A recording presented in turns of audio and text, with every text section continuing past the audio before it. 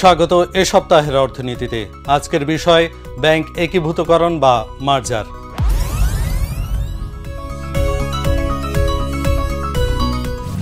আবারও শুরু হয়েছে ব্যাংক একীভূতকরণ বা মার্জারের আলাপ।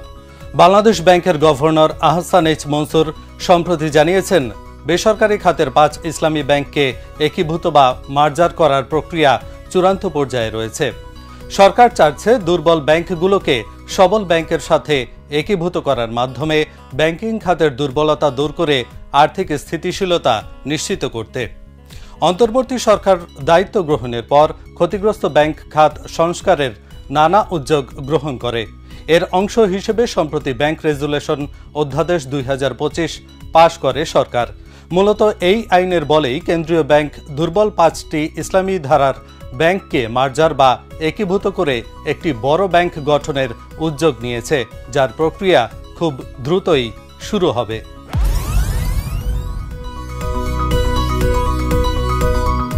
বিগত আওয়ামী লীগ সরকারের সময়ে ব্যাংক একীভূতকরণের উদ্যোগ নিয়েছিলেন সাবেক গভর্নর আব্দুর রউফ তালুকদার। এর জন্য একটি নীতিমালাও তৈরি করেছিল বাংলাদেশ ব্যাংক। পদ্মা, এক্সিম সহ বেশ কয়েকটি ব্যাংক মার্জারের প্রাথমিক চুক্তিও করা হয়েছিল। তবে সরকার পরিবর্তনের পর সেই উদ্যোগ আর আলোর মুখ দেখেনি।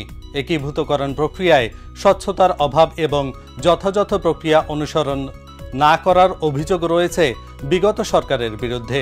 এছাড়া রাজনৈতিক হস্তক্ষেপ দুর্বল ব্যাংকগুলোর দুর্বলতা দূর না করে একীভূতকরণ করার প্রচেষ্টা এবং গ্রাহকদের মধ্যে আস্থার অভাবও মার্জার ব্যর্থতার জন্য দায়ী।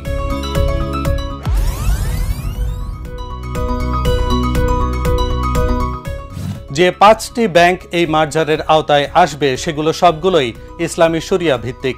ব্যাংকগুলো হলো বেসরকারি খাতের ফার্স্ট সিকিউরিটি ইসলামী ব্যাংক, গ্লোবাল ইসলামী ব্যাংক, ইউনিয়ন ব্যাংক, সোশ্যাল ইসলামী ব্যাংক এবং এক্সিম ব্যাংক। তথ্য বলছে 5টি ব্যাংকের মোট আমানত 1,47,368 কোটি টাকা। বিতরণকৃত ঋণ 1,90,484 কোটি টাকা হলেও এর মধ্যে 1,46,918 কোটি টাকাই খেলাপি ঋণ, যা প্রায় 77%। সমন্বিতভাবে এই ব্যাংকগুলোর পরিশোধিত মূলধন মাত্র 5,819 কোটি টাকা। কিন্তু মূলধন ঘাটতির অঙ্ক বিশাল।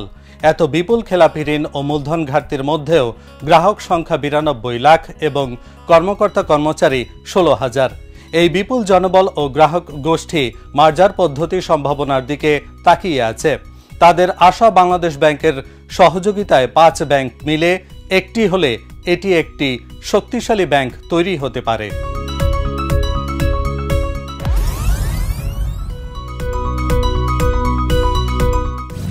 ব্যাংক মার্জার একটি ইতিবাচক ও কৌশলগত পদক্ষেপ হলেও এটি বাস্তবায়নে বেশ কিছু চ্যালেঞ্জ বা প্রতিবন্ধকতা দেখা দেয়। একাধিক ব্যাংকের কর্মপরিবেশ, ব্যবস্থাপনা কৌশল এবং অভ্যন্তরীণ সংস্কৃতি ভিন্ন হওয়ায় কর্মীদের মধ্যে অসন্তোষ, সংঘাত এবং কার্যকারিতার হ্রাস ঘটতে পারে। মার্জারের ফলে একই ধরনের বিভাগ বা শাখা একত্রিত হয়, ফলে অতিরিক্ত জনবল ছাঁটাইয়ের ঝুঁকি থাকে। এতে কর্মীদের মাঝে অনিশ্চয়তা ও ভয়ের পরিবেশ তৈরি হতে পারে।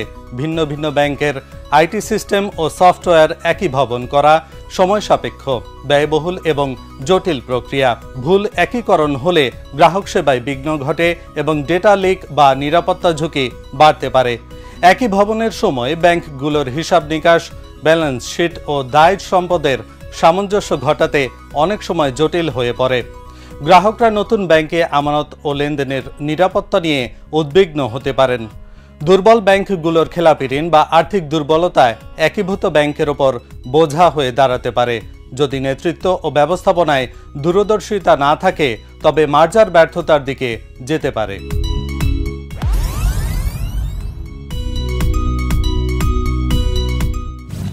বলা হচ্ছে এ ব্যাংকগুলোর অবস্থা এমন পর্যায়ে পৌঁছেছে যে এগুলোকে টিকিয়ে রাখতে মার্জার অথবা লিকুইডেশনের কোনো বিকল্প নেই। তাই 5টি ক্ষতিগ্রস্ত ব্যাংক মিলে একটি শক্তিশালী ইসলামী ব্যাংক গঠন করার লক্ষ্যেই কেন্দ্রীয় ব্যাংক কাজ করছে।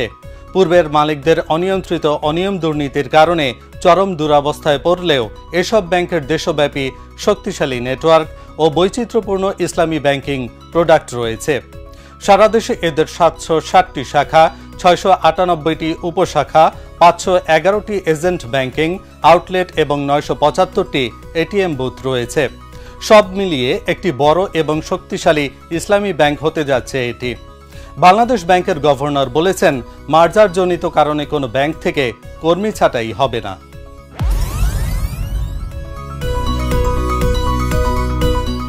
ক্ষতিগ্রস্ত 5 ইসলামী ব্যাংক মিলে একটি শক্তিশালী ইসলামী ব্যাংক গঠন করা হলে এর প্রতি সাধারণ মানুষ ও গ্রাহকদের আস্থা বৃদ্ধি পাবে।